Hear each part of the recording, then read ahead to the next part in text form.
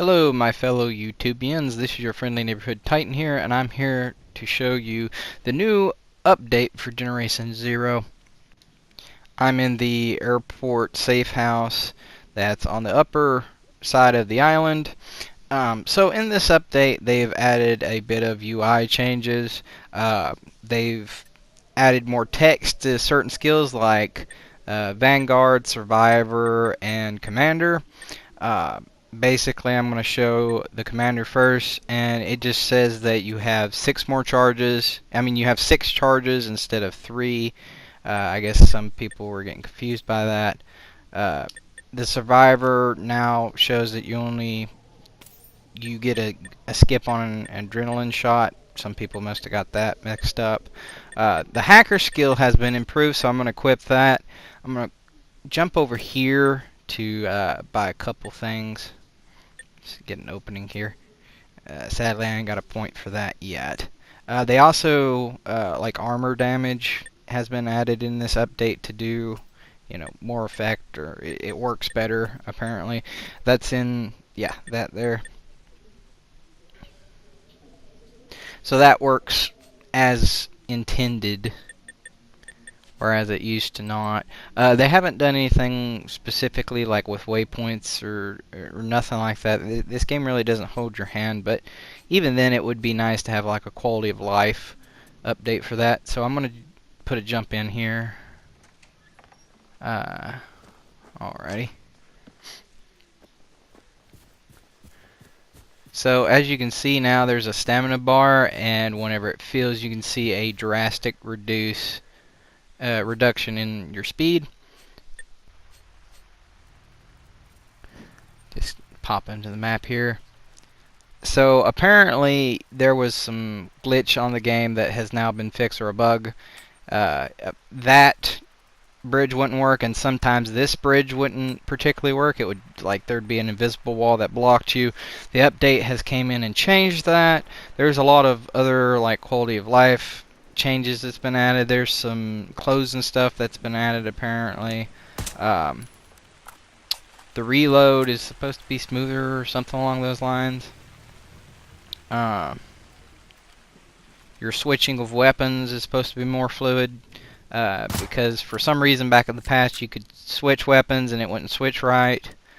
So this update should have, I don't know, either mitigated that or improved upon how it was intended to be used.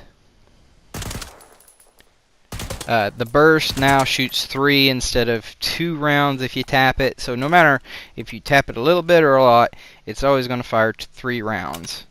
Apparently that was also a mechanic that wasn't working as intended, so you could tap it and it wouldn't really fire fast. The object penetrator scope now works where if you point it towards an ally or something like that, it won't crash.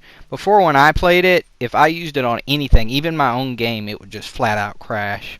So there's a lot of those mechanical problems that they fixed that were just full-on crashes. Alright, so I've jumped over here to give you an idea of what the object penetrator scope is like. It has a very limited range that really doesn't suit me well. I mean, you can see, like, I'm looking through this and there's certain things it can't look through, it feels like. I'm even backing up, but this thing's moving towards me, so I can't get a real, I can't pin down an exact distance, but there is a distance where you can look at that and you will not see your enemy. I guess I could vaguely see him, or I'm guessing that, but yeah, I don't think he's there. See, if it's an object penetrating scope, if it's an X-ray scope, it should be able to see through that moderately well. And for me, it's not cutting it. See, he's not that far out, and even then, like, at a certain range, everything behind that distance just becomes black. So you'll see a bunch of blue, but you won't see anything past it, just like you saw with him. Like, it stopped right on him, but it didn't go any further. So if there was enemies behind him, I wouldn't see them. I could guess by, dark shapes moving, but that's not going to really help me out much. So if you get really lucky, you get one of these scopes that, or these modifiers that give you infrared, low light, and object pin, which I was lucky enough to get. I usually use the thermal scope, just because it's just way better. Easy to see, weak points because they show up as like a purplish blue, and then bright red for armor. I'm checking out the scope right here because apparently some people were saying that it was a little easier to use. Before, it used to it would drag really hard on you. I mean, it's a little better, but I don't know. There's probably some more things that need to be done to it. As you can see, I'm making sure the burst is as intended. I'm just tapping it to see. And yeah, it killed that pretty easy. So there's a couple other things that are specific with combat, in my opinion, seem to have changed.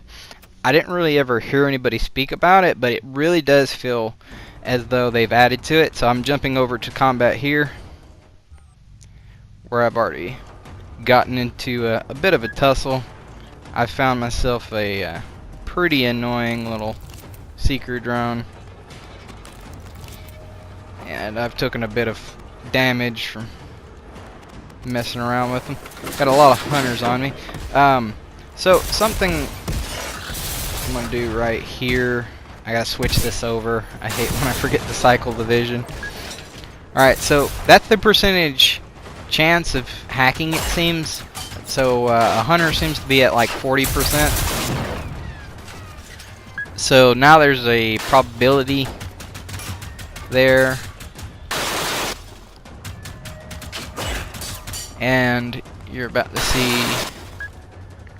So they're messing each other up, so that at least that's working as intended. I feel as though the hunters, when you take over them, have dropped a little bit.